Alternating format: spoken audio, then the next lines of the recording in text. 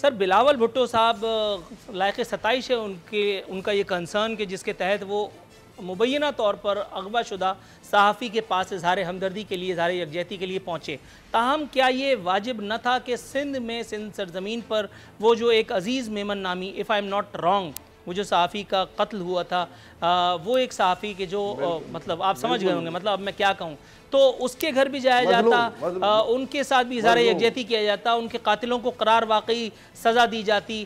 سر اس ایک قتل کے بعد انگلیاں خود پاکستان پیپلز پارٹی کی جانب کچھ ایک ناقبت اندیشوں نے اٹھائی تھیں، آپ کے جواب کا منتظر ہوں. دیکھیے جی، وہ مسئلہ اور اس مسئلے میں بہت فرق ہے. اس کے مجرمان بھی گرفتار ہو چکے ہیں اور وہ کوئی مسئلہ تھا، اس کو اس وجہ سے نہیں مارا تھا کہ آپ یا حقیقت بیان کر رہے ہیں یا حکومت کے خلاف لکھ رہے ہیں. اب تو وہ کیس سامنے آ گیا کہ جس کے ملزمان گرفتار ہو گئے اور وہ ٹرائل میں ہے. تو آج میرا طبیعت بہت مشکل سا تھا. صبح میں نے باجوڑ پریس کلب میں احتجاج بھی کیا تھا، یوم سیاہ بھی منایا تھا. آج وہ دن ہے جو پاکستان کے عوام کے ووٹ پہ ڈاکہ پڑا تھا، تو میں پریشان تھا. جو دل نے عوام کو ایک حق دیا ہے کہ آپ کا حق ہے کہ آپ اس ملک میں کس کو حکمران دیکھنا چاہتے تھے، اس عوام کے اس حق پہ. لیکن مجھے شکر شاہ صاحب نے بہت اچھی شگوفی سنائی، تو میرا طبیعت جو ہے وہ انہوں نے جو میڈیا کے آزادی کے لیے اپنی حکومت کے جو کارنامے اور کاوشیں پیش کی، تو اس سے اچھی شگوفی آج کے دن میں نے نہیں سنی تھی، تو موڈ تھوڑا سا خوشگوار ہوا. شکر شاہ صاحب آپ ایسا نہیں کہے جس طرح آپ کہتے ہیں.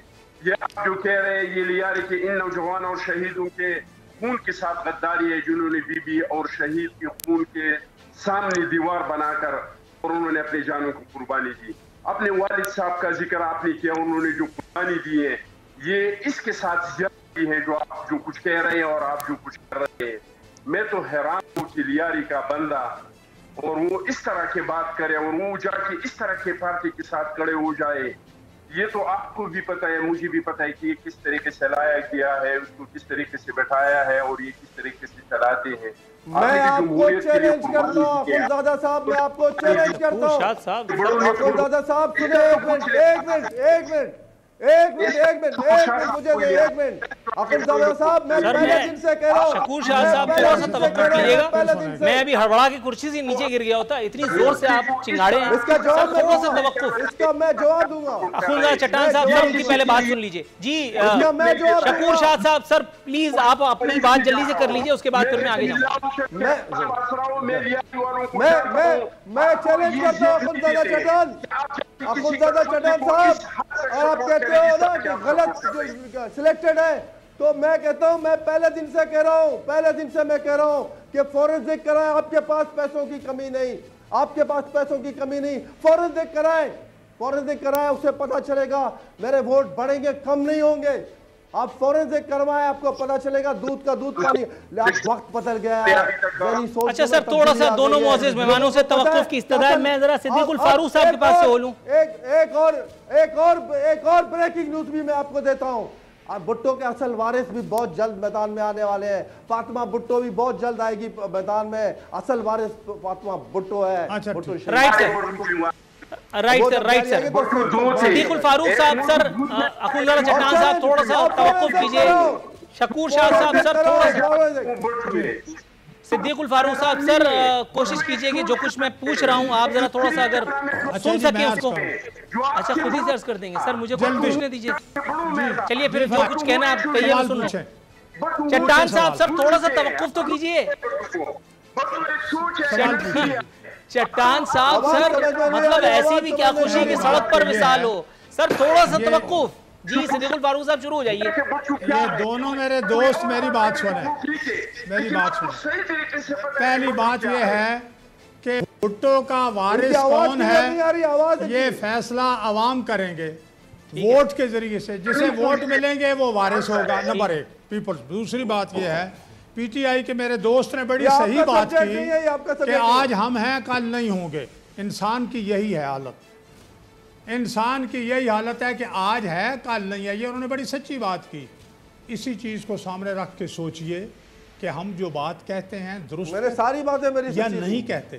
کیا ہمیں اللہ تعالیٰ کی عدالت میں جواب دینا ہے یا نہیں دینا؟ اگر یہ بات ہو گئی تو اب آ جائیے اس بات پر کہ یہاں پاکستان میں مطیع اللہ جو امریکہ نے نوٹس لیا یا بات کی امریکی محکمہ خارجہ نے، یہ پرسوں کی بات مطیع اللہ جان کی ہے، میر شکیل الرحمان کو دیکھ لیجئے گا، اس سے طلعت حسین کو دیکھیں، اور ایک لمبی فہرست ہے اینکر پرسن کے دوسرے کی، ان کا حال کیا ہے؟ اشتہارات بند ہیں۔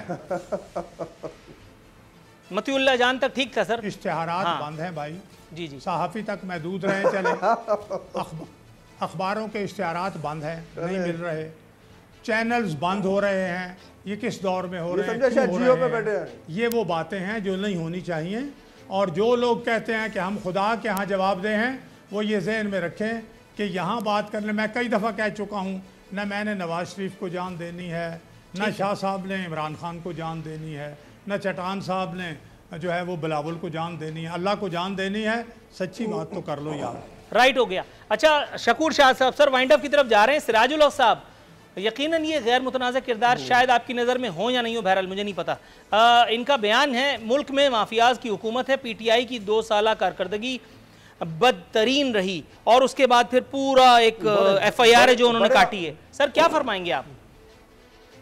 بڑے افسوس کی بات ہے کہ پچھلے الیکشن سے پہلے جو 5 سال صوبہ سرحد میں کے پی کے میں جو حکومت تھی، اس میں سراج صاحب اس گورنمنٹ کا حصہ تھے جو عمران خان کی گورنمنٹ تھی، وہاں تو سب شہد اور کی ندیاں بہہ رہی تھیں، صحیح ہے نا، سب سر ویسے معذرت کے ساتھ یہ کون سا پیمانہ آپ نے بتایا ہے؟ مطلب اس وقت جو کچھ تھا وہ آج بھی ہے، اور چونکہ اس حکومت میں تھے تو اس کی بھی تعریف کریں گی، کیا بات ہے؟